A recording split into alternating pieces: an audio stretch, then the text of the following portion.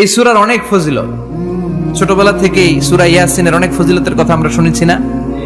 বিশ্বনবী বলেছেন ইন্না লিকুল্লি শাইইন কলবান ওয়া কলবুল কোরআনি সূরাতু ইয়াসিন। সব জিনিসের একটা কলব আছে, হৃদয় আছে, অন্তর আছে, আর কোরআনের কলবের নাম হচ্ছে সূরা ইয়াসিন। বিশ্বনবী বললেন ইন্না লিকুল্লি শাইইন কলবান, সব জিনিসের একটা কলব আছে। ওয়া ইন্না কলবাল কোরআনি সূরাতু ইয়াসিন, আর কোরআনের কলবের নাম হলো সূরাতু ইয়াসিন।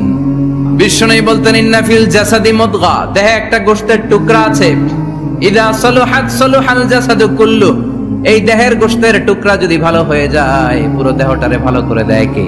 আল্লাহ। এই দেহের গোশতের টুকরাটা যদি পচে যায় পুরো দেহটারে নষ্ট করে দেয় কে?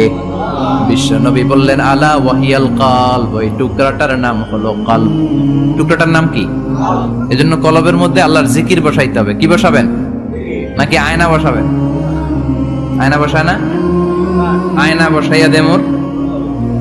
নবীর কলবে আয়না বসায় নাই নবী। সাইয়েদনা আবু বকর, ওমর ফারুক, কেউ আয়না বসাইছে? আবু হানিফা, শাফিঈ, এরা কলবের মধ্যে আয়না বসাইছে? বসাইছে জিকির। চিল্লায় বলেন বসাইছে কি?